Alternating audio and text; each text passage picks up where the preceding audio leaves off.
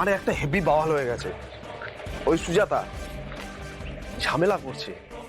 আরে হ্যাঁ, ওর বাবা তো নাকি লোকাল থানায় গিয়ে আবার ডায়েরিও করেছে।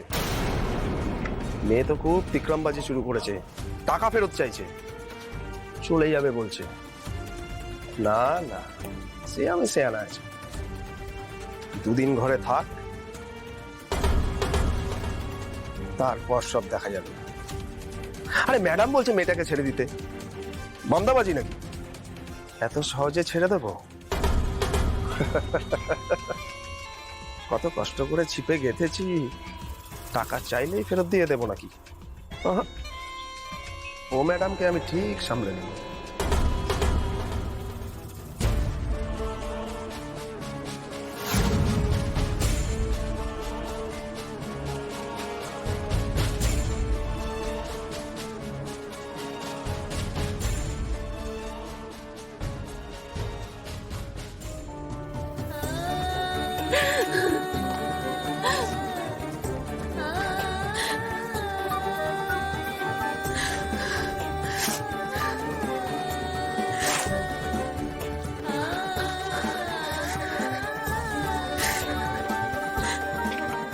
প্রেস জেনেছে, কিন্তু খবরটা কি করে পেলো?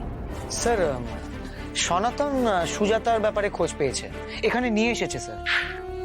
দ্যাটস গুড, ডেকে নিয়ে এসো। আমরা খুনের সিনটা রিক্রিয়েট করবো। আর হ্যাঁ, যে কফি দিতে নক করেছিল ছেলেটা, তাকেও ডাকবে। ওকে স্যার, আমি নিয়ে আসছি। কিন্তু খবরটা বাইরে বার করলো কে?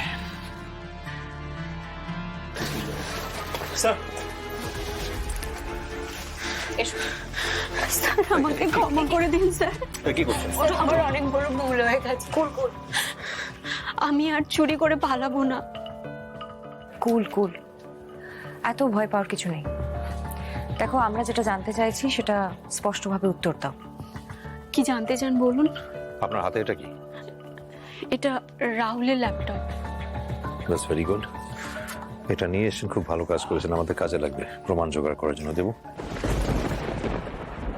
সেদিন কি কি ঘটেছিল ভালো করে বলুন তো।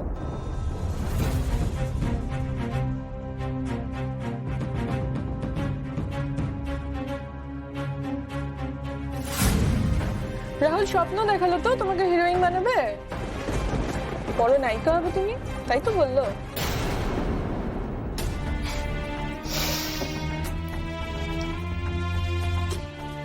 নিজের যদি ভালো চাও না, তাহলে এক্ষুনি এখান থেকে চলে যাও। Get out right now! তখন আমার মনে হয়েছিল যে সুরঞ্জনা ম্যাম বোধহয় মেয়েদের সহ্য করতে পারেন না। ওনার হয়তো ভয় যে ওনার জায়গাটা যদি কেউ নিয়ে নেয়। কিন্তু আজ আমি বুঝতে পারছি যে উনি আমাকে সেদিন সাবধান করতে চেয়েছিলেন। তুমি যখন রুম থেকে বেরিয়ে যাচ্ছিলে, তার আগে সুরঞ্জনা ম্যামকে কি অবস্থা দেখেছিলে? মানে কোথায় দাঁড়িয়েছিল বা বসেছিল, কি করছিল, আমাকে একটু ডিটেলে বলবেন প্লিজ। আমি যখন ছিলাম এখানে, সুরঞ্জনা ম্যাম ওনার মেকআপ টেবিলের কাছে এসে বসেন। তারপর কিছুক্ষণ বাদে আমার সঙ্গে এসে এখানে দাঁড়িয়ে এসে কথা বলেন। আর আপনি যখন সুরঞ্জনাকে ডাকতে এলেন, তখন কি অবস্থা দেখেছিলেন সুরঞ্জনাকে? আমি দরজায় নক করেছিলাম, কিন্তু কেউ সাড়া দেয়নি। তার মানে তখন দরজা ভেতর থেকে বন্ধ ছিল, তাই তো? ম্যাডাম, ম্যাডাম শুনছেন? দরজাটা খুলুন ম্যাডাম। তারপর ভেতরে ঢুকে কি দেখলেন? স্যার, অনেক ডেকেও সাড়া না পেয়ে সকলে মিলে দরজা ভেঙে ভিতরে ঢুকে সুরঞ্জনা ম্যাডামের বডি ছাড়া আর কাউকে দেখতে পাইনি স্যার। এই দরজাটা ভাঙো। সুরঞ্জনা!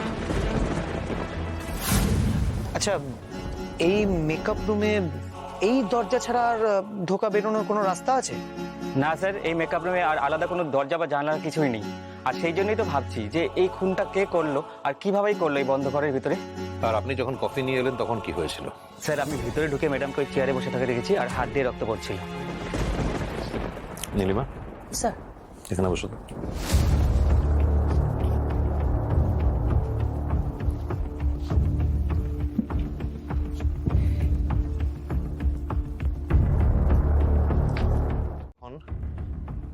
এখানে অনেকেই যাতায়াত করেছে, অনেকে ঢুকেছে। ধরে নিলাম সুরঞ্জনার খুন আমি করেছি, আর খুন করার আগে সুযোগ বুঝে এই রুমে ঢোকার পর কোনো একটা আড়াল খুঁজছি যেখানে আমি লুকোতে পারি।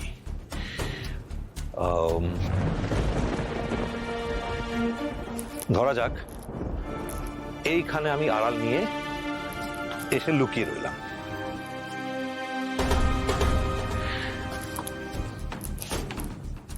এরপর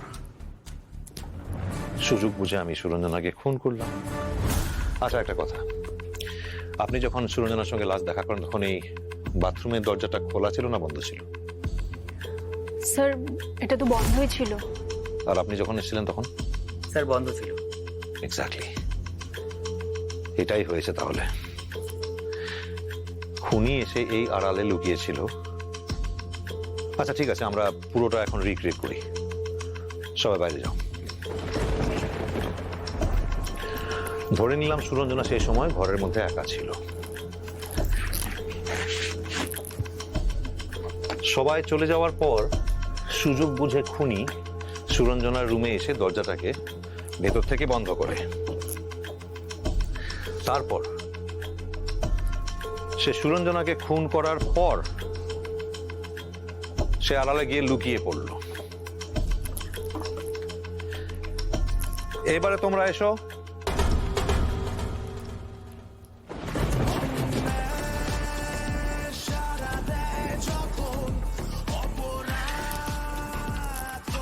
সবাই এসে যখন সুরঞ্জনার বডি এখানে দেখতে পায় সবাই চমকে যায়, আর সবার অলক্ষ্যে খুনি এসে সেই ভিড়ের মধ্যে মিশে যায়। এটা তো হতে পারে। হ্যাঁ স্যার, হতে পারে। এটাই হয়েছে।